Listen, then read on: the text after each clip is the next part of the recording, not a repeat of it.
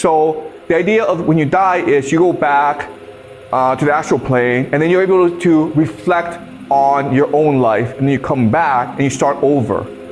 Eventually you'll figure it out. It may take 1,000,000 years, it may take 1,000 years, who knows, but eventually you'll figure it out. Okay? Because the world is infinite. Does that make sense? Okay? What's really important to understand is you have to figure it out by yourself. No one can teach you. I can give you the idea, Jesus can tell you what he thinks, but you have to figure it out by yourself. Okay? And that's why this is so hard for people to accept. Because people don't want to accept individual responsibility. Listen to me very carefully right now, because what I'm about to share with you in the next hour is going to completely shatter everything you thought you knew about one of the most famous people who ever lived. I need you to understand something before we go any further. In 2019, a Chinese professor stood in front of a classroom and gave a lecture that went viral almost overnight. And then, something really strange happened. The university removed it from their official channels. Foreign translations started disappearing from the internet, and Professor Jiang stopped giving public lectures completely. Now, I want you to think about that for a second. What could a literature professor possibly say that would cause that kind of reaction? What kind of knowledge could be so dangerous that institutions would actively work to bury it? Well, I'm going to tell you exactly what he discovered. And I need you to stay with me, because by the end of this, you're going to see the world completely differently. In 1945, there was a farmer in Egypt. Just a regular guy digging for fertilizer near some cliffs, and his shovel hit something hard. When he pulled it out of the ground, he found these ancient jars, sealed shut, almost 2 feet tall. Now, in Egyptian folklore, jars like that were believed to contain jinn, demons, so he was actually afraid to open them. But he was also poor, and he thought maybe, just maybe, there might be gold inside. So he smashed one open, and what he found inside changed everything. Inside those jars were 13 leather-bound books, ancient texts, over 1,600 years old, Christian writings that had been buried, hidden away from the world. And when scholars finally got their hands on these texts and started translating them in the 1950s and 60s, they discovered something absolutely shocking. These texts told a completely different story about Jesus than what you've been taught your entire life. The Catholic Church had spent 16 centuries hunting down every single copy of these books and burning them. They made it punishable by death to even read them. And now I need you to ask yourself a question. Why? Why would an institution go to such extreme lengths to destroy these texts? What could possibly be written in them that was so threatening, so dangerous that they needed to be erased from history? Here's what you need to understand right now. What I'm about to show you isn't about religion. This is about evidence. This is about historical documents. This is about asking one very simple question. If what they teach in churches all over the world is the absolute truth, why did they spend 1,600 years hunting down and burning every text that said something different? Think about that logic for a second. If your story is solid, if your version of events is unshakable, why do you need to murder people for reading alternatives? Why burn the evidence? And here's what you're going to discover in the next 55 minutes. You're going to see documented proof that Christianity, as you know it, as 2 billion people practice it today, was created by the same empire that executed Jesus. You're going to see the buried texts that survived and what they actually say. And I promise you, it's the complete opposite of believe and obey. You're going to see mathematical, astronomical proof that Christianity is repackaged sun worship from ancient Egypt and Babylon. You're going to understand what Jesus actually taught and why that teaching was so dangerous to power structures that they had to bury it under layers and layers of mythology. And most importantly, you're going to understand what this means for your life, for your freedom, for your power, starting right now, today. But I need to be completely honest with you about something. Most people will never know what you're about to learn. They'll go their entire lives believing a story that was created by politicians, not prophets, by empire, not by truth. And that's okay, because not everyone is ready for this. Not everyone wants to question what they've been taught since they were children. So right now, I'm going to ask you a question, and I want you to answer it honestly to yourself. Are you strong enough to handle the truth? Or do you prefer the comfortable lie? Because once you see what I'm about to show you, you can't unsee it. Once you understand the evidence, once you connect the dots, there's no going back to sleep. So if you're ready, if you're one of those rare people who values truth over comfort, who values freedom over security, then stay with me, because I'm about to show you exactly what they buried and why they buried it. Let's go. Before we expose the cover-up, before we dive into those hidden texts, you need to understand who did this and why. Because the villain in this story isn't the devil. It's not some supernatural force of evil. The villain in this story is the Roman Empire. And I need you to really picture what that means. I want you to transport yourself back to the year 30 AD, to a region that's under complete Roman occupation. And when I say occupation, I don't mean some peaceful agreement. I mean brutal, systematic, terrorizing control. The Romans didn't just conquer territories, they broke people. They would crucify criminals along the highways as public warnings. Imagine driving down the road and seeing dozens of people nailed to crosses, dying slowly over days. And that's normal. That's just Tuesday. They enslaved entire populations. They treated human beings like cattle, like property, like resources, to be extracted and used. And they controlled people through two very specific weapons. The first weapon was fear. Pure, visceral fear. The message was simple. Obey us, or we will kill you in the most painful way we can imagine. And they meant it. The second weapon was reward. Obey us, and we'll give you status, money, security, a position in the system. We'll make you comfortable. We'll give you just enough that you won't rebel. Now I want you to put yourself in that situation for a moment. Imagine you're living under that kind of oppression. You're a good person. You try to live righteously. You try to do the right thing. But you're poor. You're powerless. You watch bad people, cruel people, evil people rise to the top and thrive while good people suffer. You watch injustice happen every single day, and there's nothing you can do about it. How do you stay sane in that world? How do you find meaning when the system is designed to crush you? How do you maintain hope when evil seems to always win? That was the spiritual crisis of first-century Palestine. People were drowning in despair, in helplessness, in this overwhelming sense that the world was fundamentally broken and there was no way to fix it. And into that darkness, a teacher appeared. His name was Jesus. And he wasn't born in some isolated backwater village like you've been told. He was born in Galilee, which was a major crossroads of civilizations. Trade routes from all over the ancient world came through there. Greek philosophy, Zoroastrianism, Buddhism, Jewish mysticism, Egyptian mystery schools. All of these wisdom traditions were flowing through that region. So from childhood, Jesus would have been exposed to the core teachings of every major spiritual and philosophical system on earth. Think about what that means. He wasn't isolated. He was cosmopolitan. He was educated. He was synthesizing ideas from multiple sources. And we know from historical records that his teacher was a man named John the Baptist, who was what scholars call an apocalyptic preacher. John's message was essentially this: the end times are coming. The day of judgment is near. God is going to return to earth and destroy the wicked. So you need to change your life right now. You need to repent. You need to be baptized. You need to prepare yourself for what's coming. And Jesus was one of his students, one of his disciples. But at some point, something shifted. Jesus broke away from John and started teaching his own message.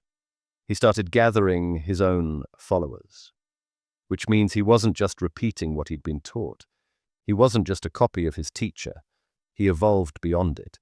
He developed his own understanding, his own vision, his own interpretation of what was happening and what people needed to do.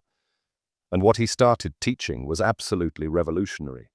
He started telling people, Rome can kill your body, but they cannot touch your soul. Their power is an illusion. The material world they control, the wealth, the status, the fear, none of it actually matters. You don't need them.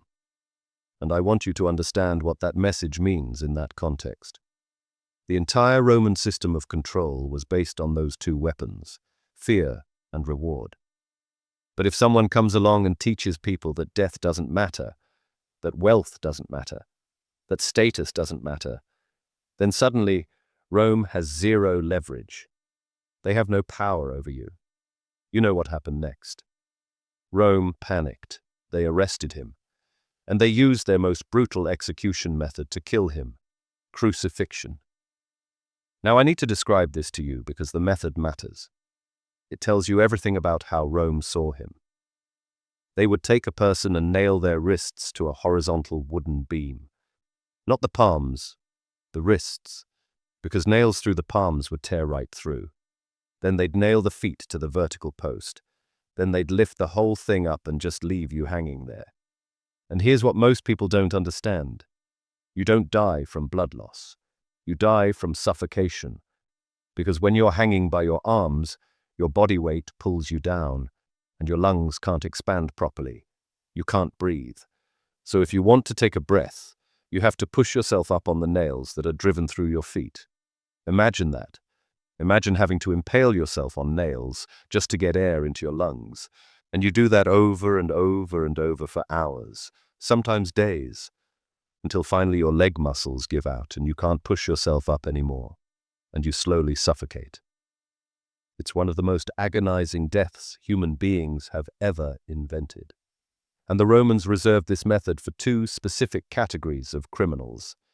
The first category was thieves, the absolute lowest scum of society. The second category was political rebels, people who were seen as threats to Roman authority, people who were trying to overthrow the system.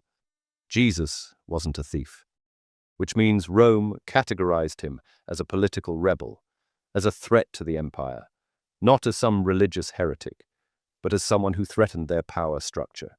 So they killed him around the year 30 AD. Problem solved, right? They eliminated the threat. But something unexpected happened. His message started spreading anyway. His brother James took over the movement in Jerusalem. More and more people started following these teachings. And Rome realized something terrifying. You cannot kill an idea by killing the person who speaks it. Ideas are like seeds. Once they're planted, they grow. Once they spread, they multiply. And Rome was watching this movement grow and grow and grow. And they understood that killing more people would just create more martyrs, would just make the movement spread faster. So they did something absolutely brilliant and absolutely evil at the same time. They didn't try to destroy Christianity. They bought it. They took it over from the inside. And over the next 300 years, they completely rewrote the story.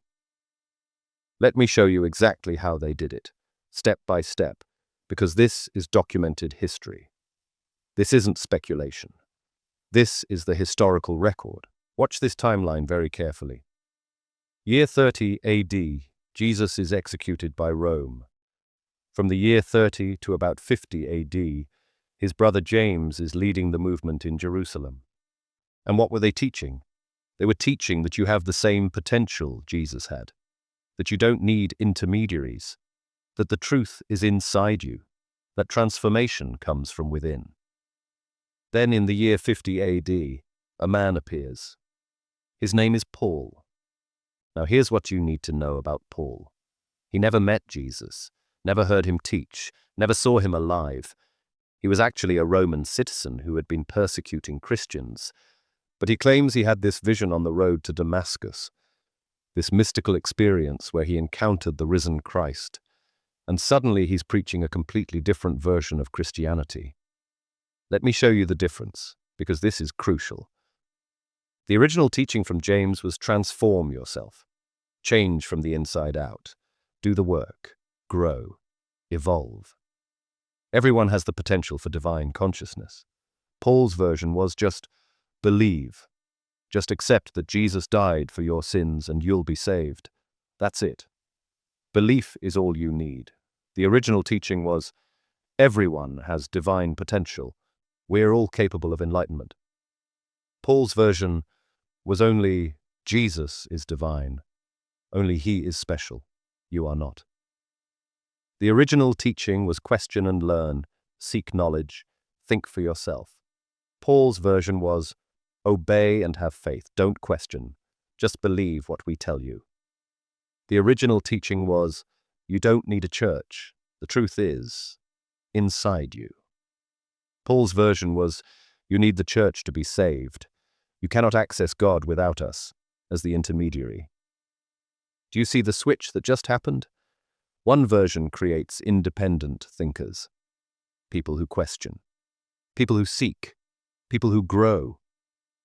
The other version creates dependence on authority, people who obey, people who believe what they're told, people who need the institution. And here's the part they don't teach you in Sunday school. Paul's version spread faster, way faster. Why? Because it's easier. Believing is easier than changing. Accepting a story is easier than doing the internal work.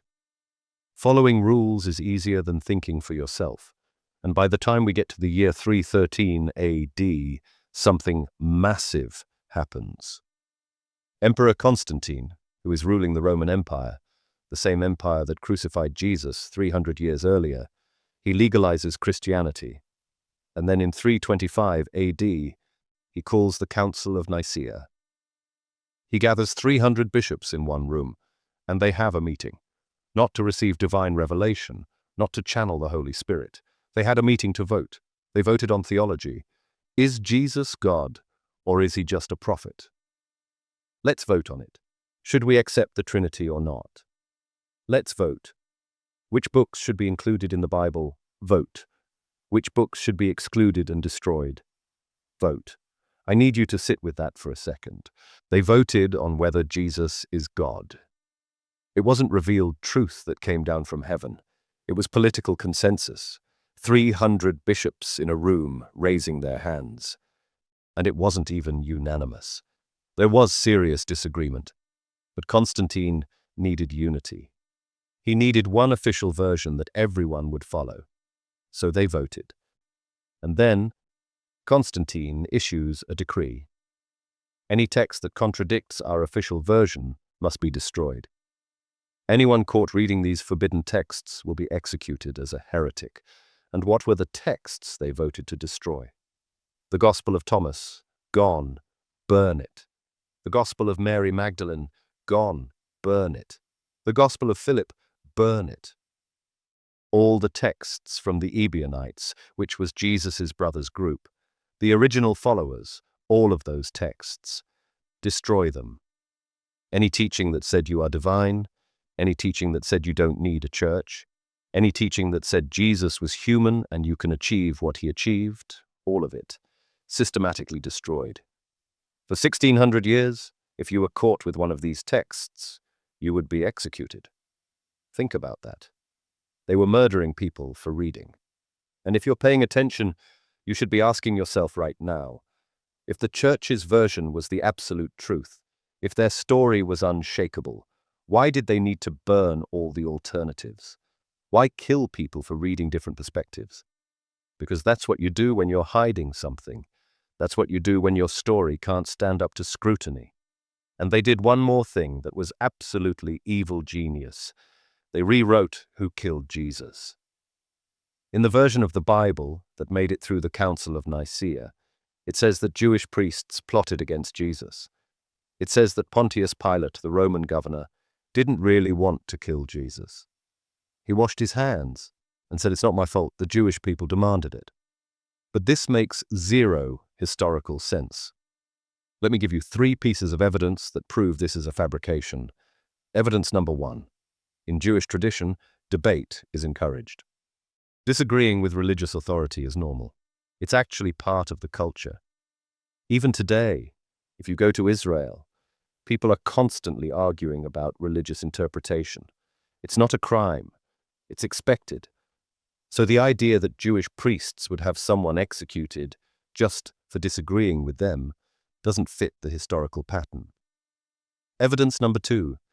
There's an unwritten law in Jewish communities. You do not betray a fellow Jew to foreign occupying forces, especially not to Rome, who is actively oppressing your people. There's no historical record of this happening for religious reasons. It would be seen as the ultimate betrayal. Evidence number 3. Jesus' brother James stayed in Jerusalem after Jesus was killed, and he was protected by Jewish authorities. He continued teaching the same things Jesus taught. If Jesus' teachings were so heretical that Jewish priests wanted him executed, why would they protect his brother who was teaching the exact same message? It makes no sense. The truth is much simpler. The Romans killed Jesus because he was a political threat. He was teaching people that Roman power was an illusion, that fear of death was meaningless, that material wealth was empty. That message is dangerous to empire, so they killed him. But then, 300 years later, when the Roman Empire created the official version of Christianity, they shifted the blame to the Jews. Why would they do that? Think about the psychology for a second. If Christians believed that Rome killed Jesus, they might resist Roman authority. They might see the empire as the enemy. But if they believed Jews killed Jesus, then Rome is innocent. Rome becomes the hero who legalized Christianity. And you have a permanent scapegoat. You can channel people's anger toward a minority group instead of toward the power structure. It's a classic control tactic. Divide and conquer. Create an enemy that isn't you. And it worked for 2,000 years. But the texts they tried to bury, the ones that Farmer found in those jars in 1945, those texts survived. And what they say will completely change how you see everything. December 1945. Nag Hammadi, Egypt. A farmer is digging for fertilizer near some cliffs, and his shovel hits something hard. When he digs it out, he finds these sealed jars, almost 2 feet tall. And he's terrified because in the local folklore, jars like that are believed to contain jinn, demons. But he's also desperately poor. And he thinks maybe, just maybe, there's gold inside. So he smashes the jar open. And inside he finds 13 leather-bound books. Ancient texts written in Coptic, which is an ancient Egyptian language. He has no idea what he's found. He doesn't know what these are. But within a few weeks, word starts to spread. Antiquities dealers hear about it. Scholars catch wind of it. And very quickly, people start to realize what this actually is. This is the library of Christian texts that the Catholic Church ordered destroyed 1,600 years ago at the Council of Nicaea. These are the forbidden Gospels, the banned writings, the texts that were supposed to be erased from history forever. One of those texts is called the Gospel of Thomas. It's 52 pages containing 114 sayings attributed to Jesus. No birth narrative, no miracles, no resurrection story, just teachings, just wisdom, just sayings. And when scientists carbon dated this text, they discovered something shocking. It's potentially older than the Gospels in your Bible. Which means it might be closer to what Jesus actually said. The Gospel of Thomas opens with this line, and I want you to really hear this. These are the secret sayings of the living Jesus. Whoever discovers the interpretation of these sayings will not taste death. Not whoever believes in Jesus will be saved. Discover the interpretation. Figure it out yourself. It's presenting itself as a puzzle, as something you have to decode through your own thinking, your own contemplation, your own inner work. The church says we'll tell you what to think. Just believe what we say. This text says think for yourself. Discover the meaning. Do the work. Which one do you think an empire prefers?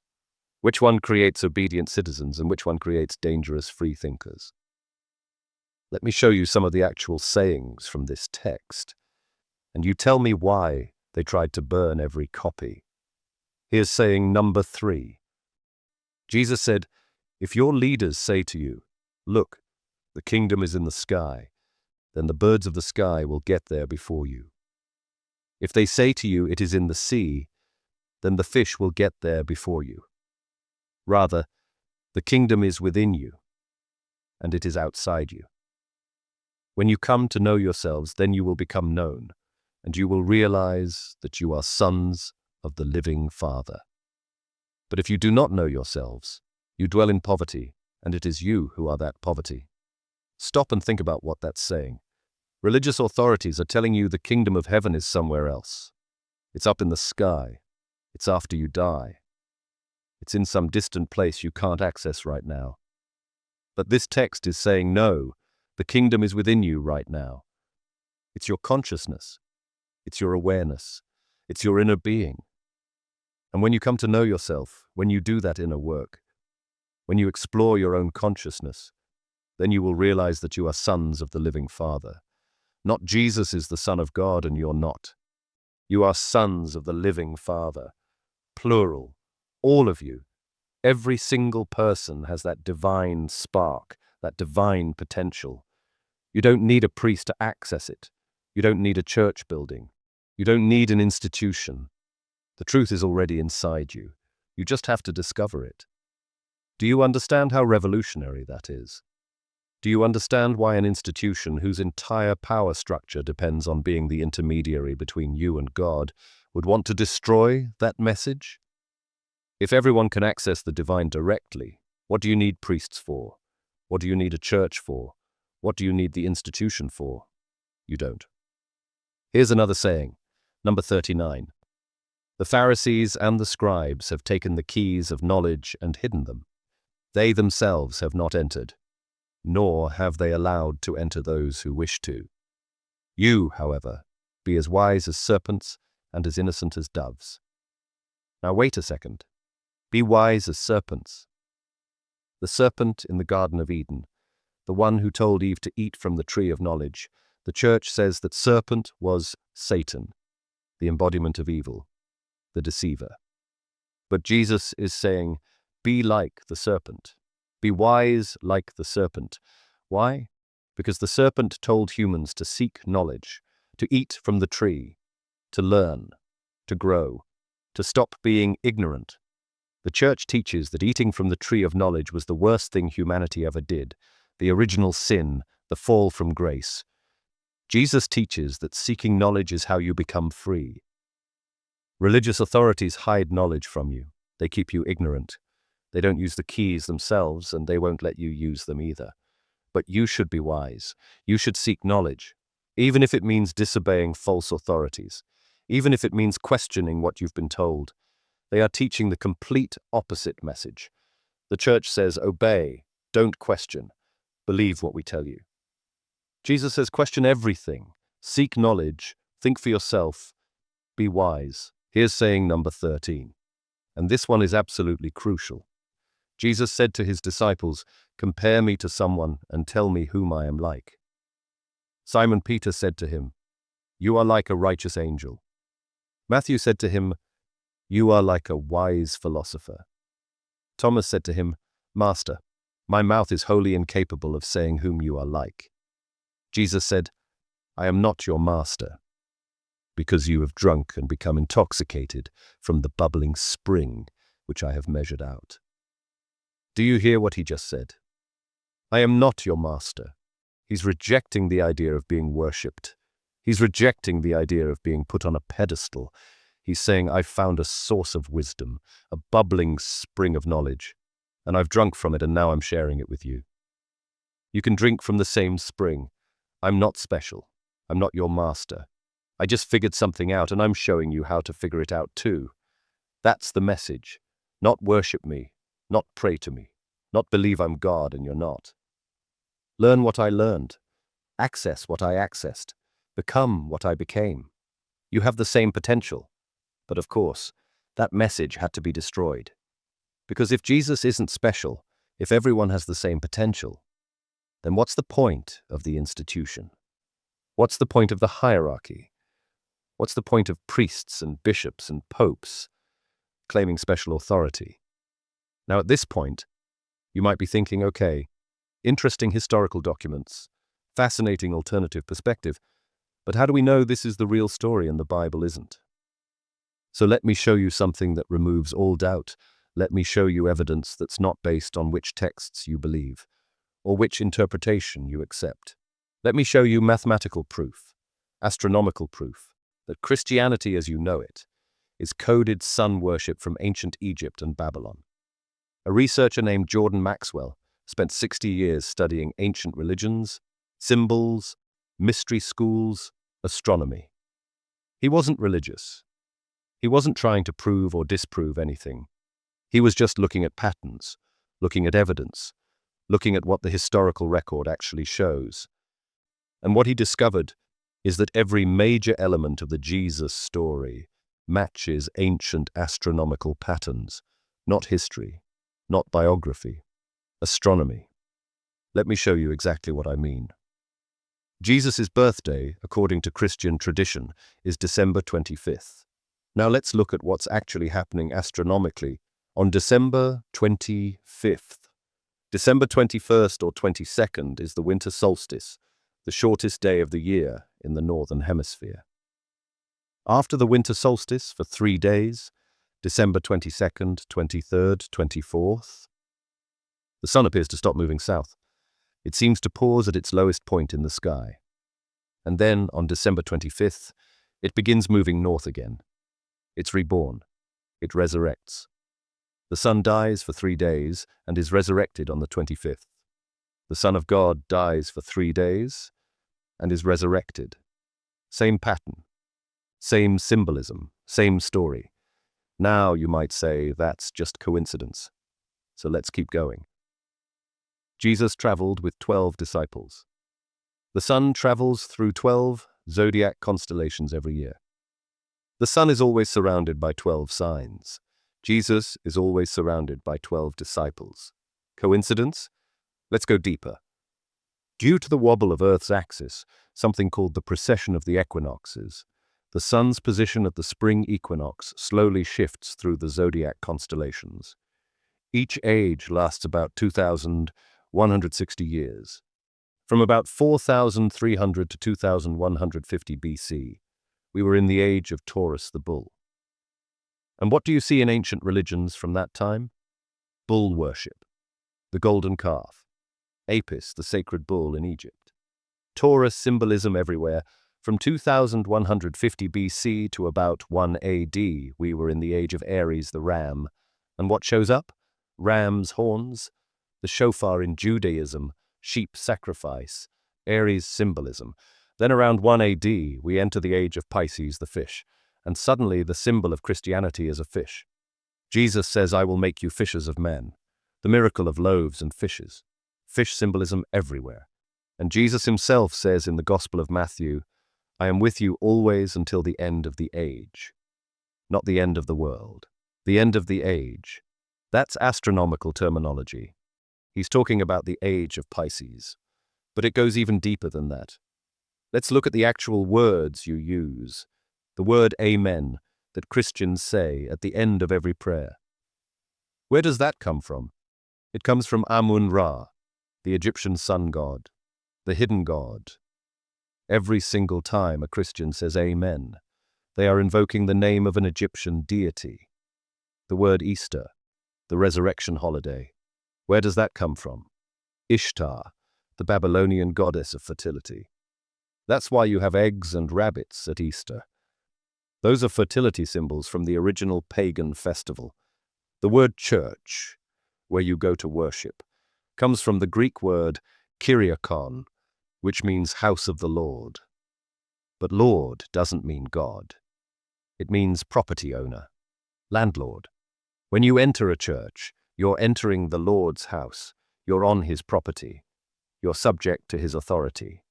Vatican, the seat of Catholic power, comes from Vaticanus, the name of an Etruscan goddess of the underworld. The Vatican literally means place of divination or place of the dead. None of this is hidden. It's right there in the language. It's right there in the dates. It's right there in the symbols. They just bet that you would never look it up. They bet that you would accept what you were told and never question it. And they were right about 99% of people. But you're not most people. You're still here. You're still listening. You're still questioning. So if Christianity is coded sun worship, if the church was created by the empire that killed Jesus, if the words themselves reveal pagan origins, then what was Jesus actually teaching? What was the real message that was so dangerous they had to bury it under layers and layers of mythology? This is where Professor Jiang's research becomes absolutely profound. He spent 20 years analyzing ancient wisdom traditions: Plato, Buddha, Lao Tzu, Zoroaster, the Stoics, the mystery schools of Egypt and Greece. And he found something extraordinary. They all teach the same core truth. They use different words, different metaphors, different cultural contexts, but the fundamental teaching is identical. Here it is. Consciousness is fundamental. The material world, the physical universe, all the stuff you can touch and see, that's temporary, that's constantly changing, that comes and goes. But your consciousness, your awareness, the fact that you are experiencing reality right now, that's what's real.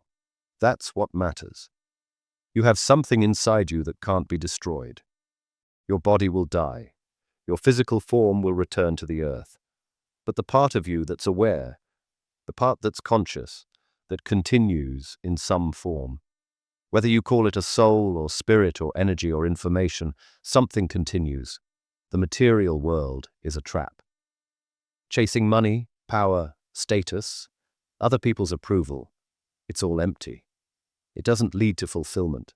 It doesn't make you happy. It's like drinking salt water when you're thirsty. It seems like it should satisfy you, but it just makes you more desperate. And knowledge is freedom. Don't obey blindly. Don't accept what authorities tell you just because they claim to have special access to truth. Question, learn, grow. Think for yourself. Buddha called this enlightenment, the realization that the self is an illusion and suffering comes from attachment. Plato called it remembering the forms, the idea that true reality exists in a realm of perfect ideals, and we're just seeing shadows on the cave wall. The Stoics called it living according to nature, aligning yourself with the rational order of the universe. Jesus was teaching the same thing, adapted for his time, his place, his audience, his cultural context. But here's what made Jesus different. He was teaching this under Roman occupation. And the Roman system of control was based on two things: fear and reward. Obey or we kill you. Obey and we'll give you status and security. But Jesus taught, death doesn't matter because your consciousness can't be destroyed. Wealth doesn't matter because the material world is temporary. Which means Rome has zero leverage over you. From the Gospel of Thomas, saying number 56, whoever has come to understand the world has found only a corpse, and whoever has found a corpse is superior to the world. The world, the empire, the system of power and money and status, it's spiritually dead. It's a corpse. And once you see that, once you really understand that, you're free. You're superior to the world. Not because you're better than other people, but because you're no longer controlled by the world's rewards and punishments. This is like the Matrix. As long as you believe the Matrix is real, it controls you. It can threaten you with death and you're terrified. It can offer you power and you're seduced. But once you wake up and realize it's not real, once you see it for what it has no power over you. You're free. And a free person is the most dangerous thing to an empire. Think about this practically in your own life right now. What controls you? What makes you anxious, stressed, afraid? For most people, it's things like, I need more money, or I need people to approve of me, or I need to maintain my status, or I'm afraid of losing what I have, or I'm afraid of death. But if you really understood, really internalized, that your consciousness can't be destroyed, that material things don't bring fulfillment, that other people's opinions are just noise, how would you live differently? What would you do if you weren't afraid? What would you create if you didn't need approval?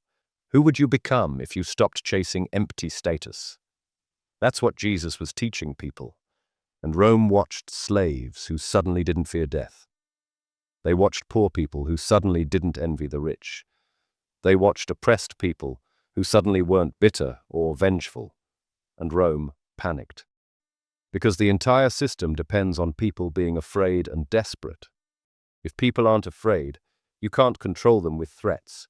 If people aren't desperate, you can't control them with rewards. And then there's the most radical teaching of all. Love your enemies. Pray for those who persecute you. Now on the surface, that sounds weak. It sounds passive, like you're just letting evil people win. But it's actually the most psychologically sophisticated teaching in human history. Let me explain why. If you hate your enemy, they control you. They live in your head. They dictate your emotional state. You think about them constantly. You fantasize about revenge. You're consumed by anger and bitterness. They have power over you even when they're not physically present. But if you can genuinely let go, if you can look at your enemy with understanding or even compassion, you're free. They no longer control your inner state. Think about someone in your life who hurt you. Maybe it was years ago. But when you think about them, you still feel that anger rising up, right? Your heart rate increases, your muscles tense. You replay what happened. You imagine what you should have said or done. That person is controlling you right now, in this moment, even though they might not even remember what they did. As long as you hold on to that hate, they have power over you. But forgiveness isn't about them. It's not about saying what they did was okay. It's about freeing yourself from their control. It's about cutting that energetic cord so they can't pull your strings anymore. And here's the really deep part. When you look at people who do evil things, people who hurt others, people who abuse power, if you really look, you'll see they're suffering. They're trapped in their own prison. They can't trust anyone. They're paranoid. They're empty inside. They're spiritually dead. The Roman emperors had all the power in the world, but they lived in constant fear of assassination. They couldn't eat food without poison testers. They couldn't trust their own family members. They were isolated, paranoid, miserable. They had everything, and they had nothing. So when Jesus says, love your enemies, he's not saying let them hurt you. He's saying understand that they're suffering more than you are. They've destroyed their own souls in the pursuit of power. You might be their victim, but at least you're still alive inside. At least you can still feel love and joy and connection. They can't.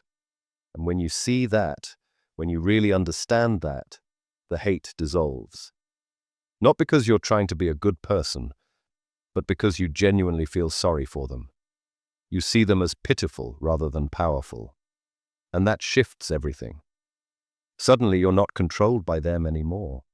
You're free. And freedom of consciousness is the most dangerous thing in the world to people who want to control you. So Rome killed Jesus around 30 AD because he was teaching people to be free. And then for 300 years, his message kept spreading. His brother James led the original movement. People were being transformed by these teachings. And Rome tried killing more people, but that just created more martyrs. So they did something brilliant and evil. They took over the movement from the inside. They created an official version of Christianity that taught the opposite. Instead of you are divine, it became only Jesus is divine. Instead of question and seek knowledge, it became obey and have faith. Instead of you don't need an institution, it became you must go through the church to be saved. And they destroyed every text that contradicted this new version. But some of those texts survived, hidden in jars, buried in caves, And in 1945, a farmer found them. And now you know what they say. You know what was buried. You know what they tried to erase. But there's one more question we need to address, and it's the darkest question. If these texts existed, if people knew Jesus taught freedom and inner power, why did most people accept the church's version? Why did they choose obey and be saved over think and be free? The Russian novelist Dostoevsky wrote a story in 1880 that explains this better than anything else I've ever read. It's called The Grand Inquisitor. It's fiction, but it cuts to the core of human psychology in a way that's absolutely devastating. Here's the story. Jesus returns to Earth during the Spanish Inquisition in the 1500s. People recognize him immediately. He starts healing the sick, raising the dead, performing the same miracles as before, and everyone is celebrating. But the head of the Catholic Church, the Grand Inquisitor, has him arrested. And that night, the Inquisitor goes to Jesus' cell, and he says, "We know who you are. We recognize you, and we're going to have to burn you at the stake tomorrow, because you're a threat to the happiness of the people." Jesus is confused. He thought he came to save people. But the Inquisitor explains. He says, "You came to give people freedom. You told them, think for yourselves, find your own truth, take responsibility for your own choices. But people don't want that. People don't want freedom. Freedom is terrifying. Freedom means having to decide what's right and wrong on your own. It means living with the consequences of your choices. It means bearing the weight of responsibility for your own life. Most people can't handle that. Most people would rather be told what to do, what to believe, how to live. Before you came, the Inquisitor says, we had simple rules. Obey these commandments, follow these rituals, believe these doctrines, and people were grateful. Life was simple. They knew what to do. But then you came along and said, no, the kingdom is within you. You have to find it yourself. You have to think for yourself. You have to question everything. And that threw people into chaos. That gave them anxiety. That made them feel lost and overwhelmed. So we fixed it. We created miracle, mystery, and authority. We gave them miracles to believe in so they don't have to think. We gave them mystery so they accept what they can't understand. We gave them authority so they have someone to obey. And they're happy now. They're grateful. We lifted that terrible burden of freedom from their shoulders. And then the Inquisitor asks Jesus, were we wrong? Don't we love mankind by protecting them from the suffering that freedom brings? You gave them a gift they couldn't handle. We took it away and gave them what they actually wanted. Peace. Certainty. Someone to tell them what to do. Why have you come back to ruin that? And here's the devastating part. The Inquisitor is right. Think about your own life. How many times have you just wanted someone to tell you what to do? Should I take this job? Should I stay in this relationship? Should I move to this city? What should I major in? What career should I pursue? Making your own choices is hard. It's scary. What if you're wrong? What if you mess up? What if you choose badly and ruin your life? Wouldn't it be easier if someone just told you the right answer? Wouldn't it be more comfortable if there was a rule book you could follow and be guaranteed a good outcome? That's what most people want. That's what the church provided. A clear set of rules. Believe these things, do these rituals, obey these authorities, and you'll be saved. Simple, easy, no ambiguity. And most people gladly accepted that trade. They gave up freedom in exchange for certainty. That's why people stay in jobs they hate, because choosing to leave is scary. That's why people stay in bad relationships, because being alone feels worse than being unhappy. That's why people follow influencers and gurus blindly, because thinking for yourself is exhausting. That's why people join cults, because having someone tell you you're special, you're chosen, you're part of the elect, that feels better than the terrifying uncertainty of freedom. The Inquisitor finishes his argument. He's made his case. He's explained why the church had to bury Jesus' real teaching. He's shown why people prefer control to freedom. And he waits for Jesus to respond. He wants Jesus to defend freedom, to argue why it's worth the suffering, to justify why he gave people such a terrible burden. But Jesus doesn't say anything. He doesn't argue. He doesn't defend himself. He just walks up to the old man, this grand inquisitor who's built an entire empire of control, who's convinced himself he's doing it out of love. And Jesus kisses him softly on the lips. That's it. That's his response. And the old man shudders. Something in him breaks for just a moment. The kiss says, "I understand. I see why you did this. I know you thought you were helping, and I forgive you." The inquisitor's logic was sound. His arguments were rational. Most people do prefer to be told what to do, but Jesus doesn't fight logic with logic. He demonstrates something beyond logic: compassion, love, forgiveness. The inquisitor orders him released. He says, "Go away, don't come back, leave us alone. This is not your world anymore, this is our world." And Jesus leaves. The kiss glows in the old man's heart. He felt something, a spark of something he'd buried long ago. But he doesn't change. He adheres to his system, because changing would mean admitting he was wrong, and he's built too much on being right. Now here's why I'm telling you this story, because right now, in this moment, you have a choice. And it's the same choice everyone has always had. You can be like the masses who chose comfort over truth, who chose certainty over freedom, who chose to be told what to think rather than figure it out themselves. Or you can be like the rare few who choose the harder path, who choose to question, who choose to seek, who choose to think for themselves, even when it's uncomfortable and scary and uncertain. And I'm going to be honest with you. Most people watching this right now will choose the first path. They'll close this video. They'll decide it's all speculation or conspiracy theory or whatever. Lets them go back to sleep. And that's okay. That's their choice. That's their freedom. But if you're still here, if you've made it this far, it means something in you is different.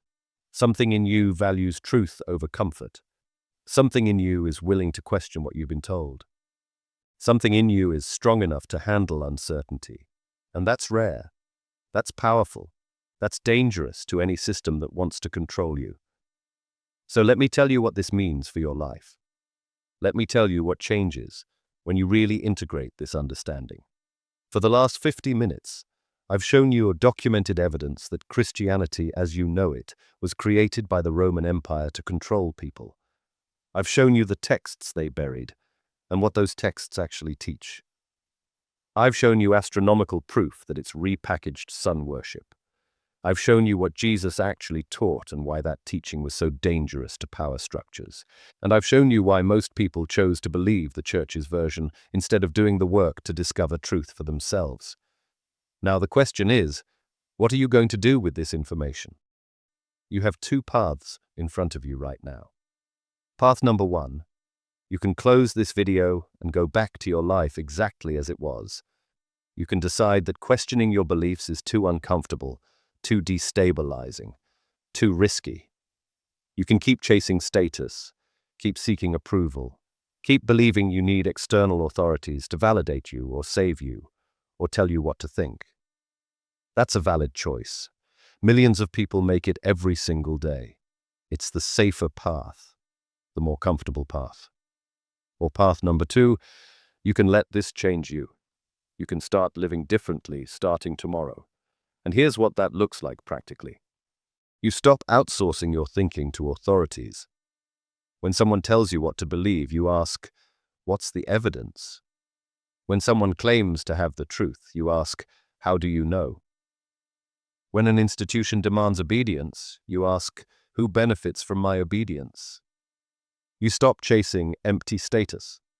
You stop measuring your worth by how much money you have, or what job title you hold, or how many followers you have, or what car you drive. You start measuring your life by different metrics. Am I growing? Am I learning? Am I creating something meaningful? Am I building real relationships? Am I becoming wiser, more conscious, more free? You stop fearing things that don't actually threaten what's real in you. Death becomes less scary when you understand consciousness can't be destroyed. Failure becomes less terrifying when you understand it's just feedback, just information, just part of the learning process. Other people's opinions become less powerful when you understand they're just reflections of their own fears and desires. And you start seeking knowledge instead of comfort. You read books that challenge you.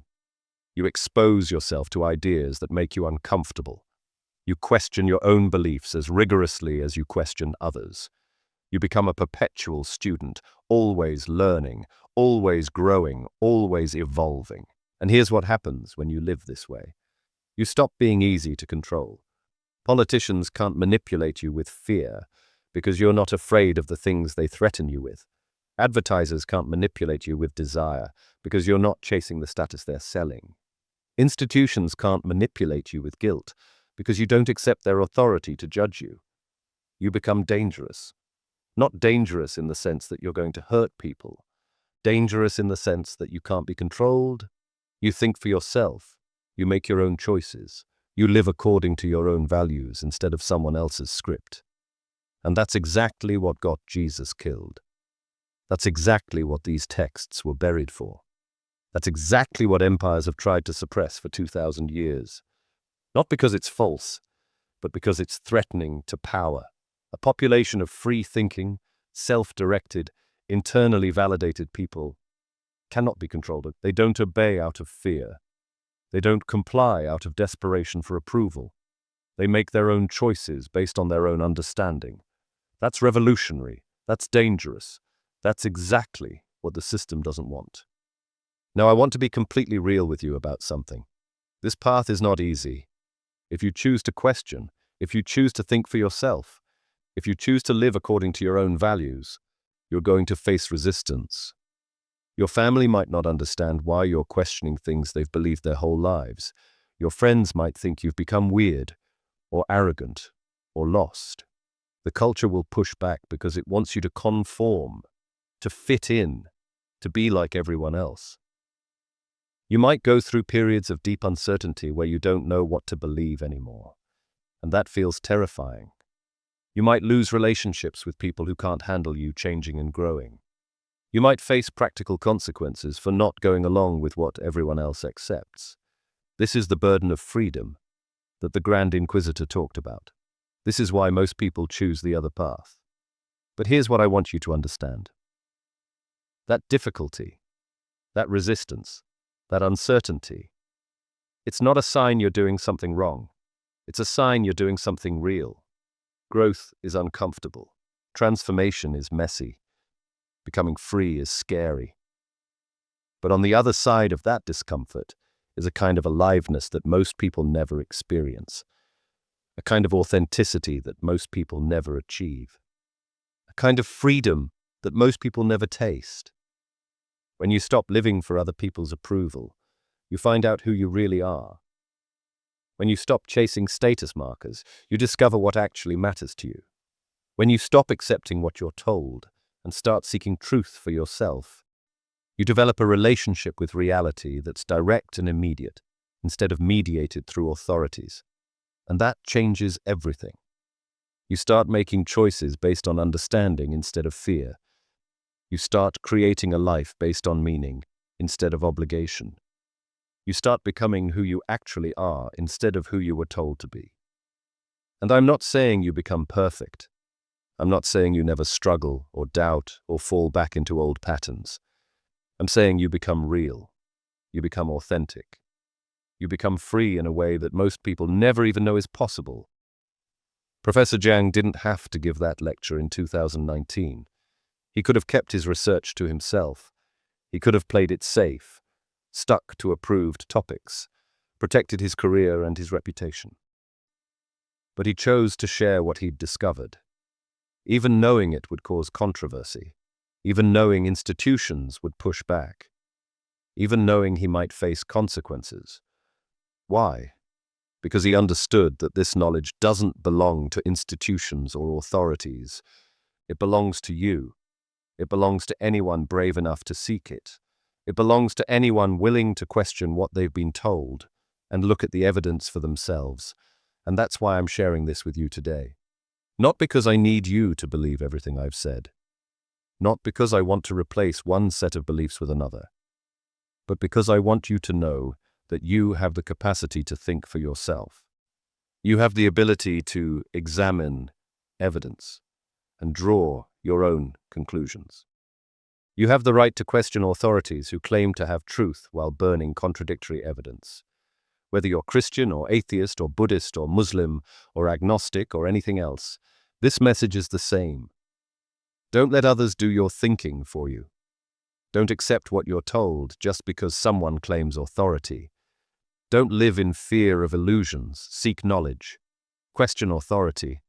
Think for yourself. Examine evidence. Draw your own conclusions. Live according to your own understanding. That's what Jesus taught according to these buried texts. That's what got him killed. That's what they tried to erase from history. That's what you're capable of right now. And here's what I want you to understand in your bones. You are not weak. You are not helpless. You are not dependent on external authorities to tell you what's true or what matters or how to live. You have consciousness. You have the ability to think and reason and question and learn and grow.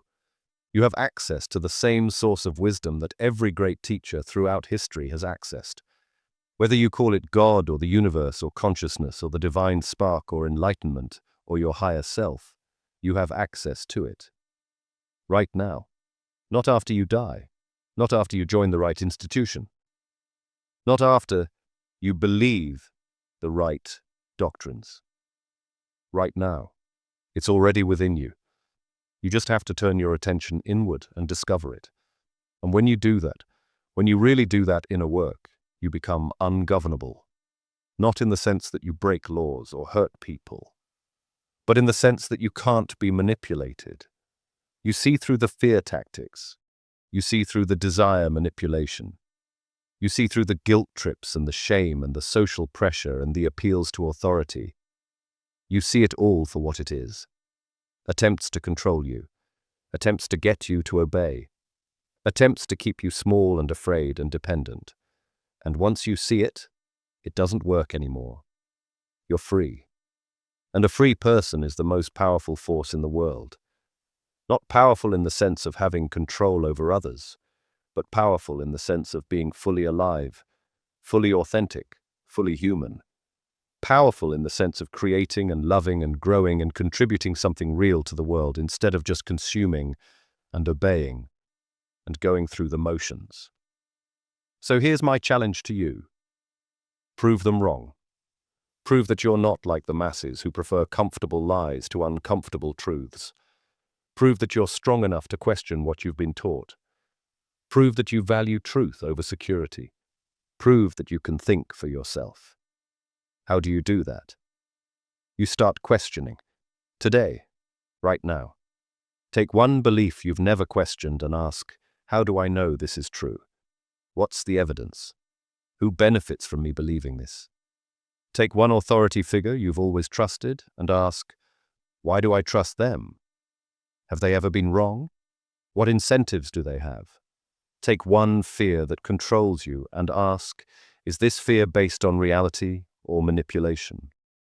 What would I do if I wasn't afraid of this? And then you seek knowledge, real knowledge.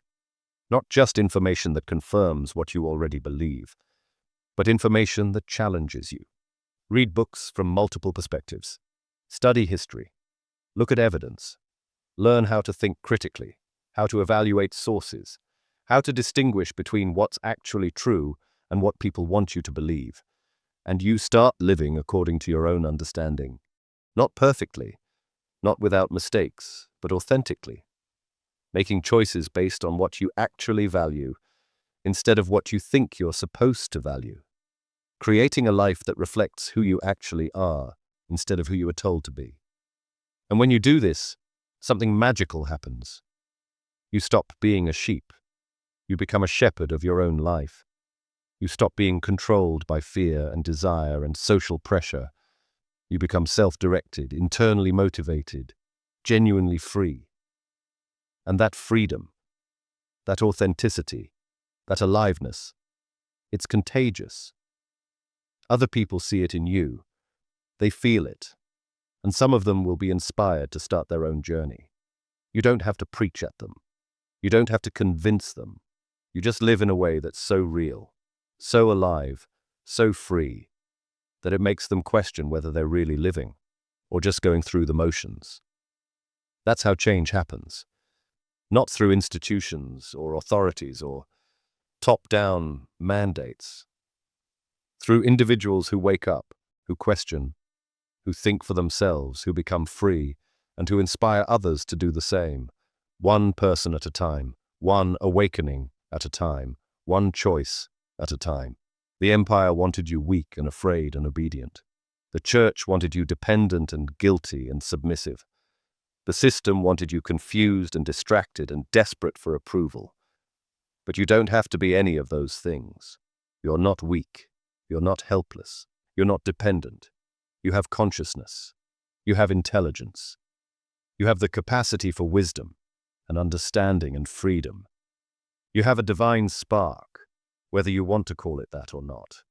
Something in you that can't be destroyed. Something in you that's connected to something infinite. Something in you that knows truth when it encounters it.